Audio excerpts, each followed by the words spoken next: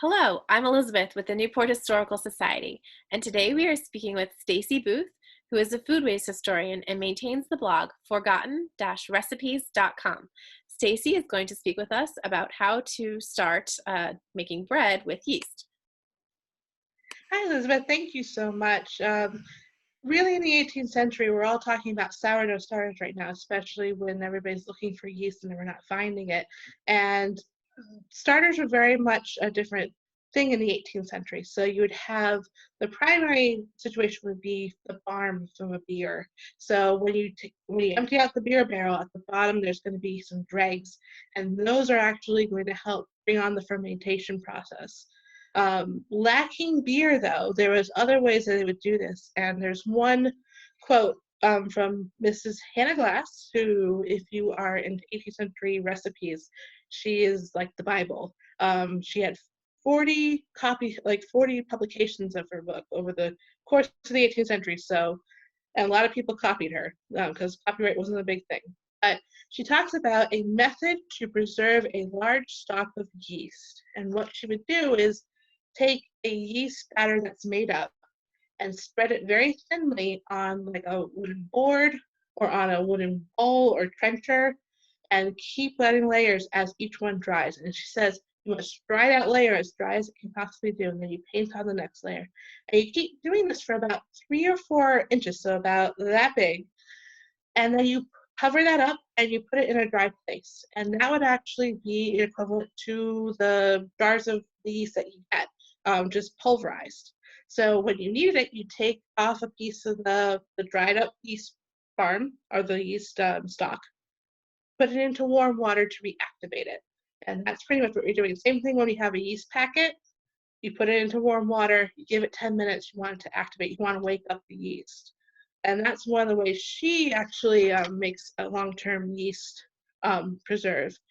The thing I had used back actually in the 17th century when I did Plymouth Plantation was we would make large batches of bread. And so Mr. John Farley of the London Art of Cookery, he writes about to make leavened bread when you are without a barm, meaning without the beer. So you would take a piece of a lump of dough, about 2 pounds from your last making. Now, this is for a large quantity. So I put all the numbers together because he talks about 1 bushel, 5 bushels to the pound, and then 2 bushels to the ton. It's going to actually equate to about 500 loaves of bread. You won't be making 500 loaves of bread, but if you break it down, you'll want like a 1/8 of a pound from your previous bread baking. It's about that big. I don't know if I can. There we go. That big.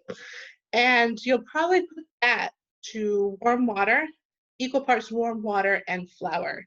And what you're doing is activating it, and you're going to set it aside the night before. And that's the key, is you want to give it all night in a warm place to kind of keep working and keep growing. And then you add more flour and water and salt to it, and you make up the constitute of the bread dough. The interesting thing about his recipe, he puts the measurements for the flour, tells you to add warm water. So there's an understanding that you already know what a bread dough looks like. I would say if you're going to do this, take a small piece of your dough. You can either stick it in the fridge, that will actually slow it down in its growth process and keep the yeast alive longer. You can also put it in salt. We've done that. We did that actually every week with our breads, and that will actually preserve it as well. So there's several different ways to get it going. The sourdough starter, I actually have my own. This is about 5 days old, and there's a lot of videos out now that are talking about how to make a fast sourdough starter. There really isn't a fast way to do this. This is about 5 days, and I'm probably going to need another 5 more days to really get it going, but kind of hard. I don't want to spill it. There's all these air bubbles. I don't know if we can see.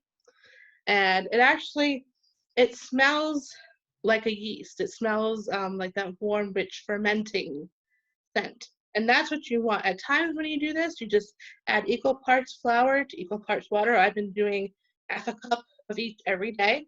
Stir it up, let it sit. It's going to keep feasting on that. But at times it might just start smelling like old socks or something that is not very pleasant, and that means it's not activating the right yeast. Just pitch it, just get rid of it, start it again. I hate to say it, There's no fast way with it. But those are several different ways that if you don't have an active dry yeast, you can actually start either a sourdough or make a leavened bread without the activated yeast. So Thank you very much for sharing that insight. And if you are feeling the quarantine boredom, visit newporthistory.org and shop newporthistory.com.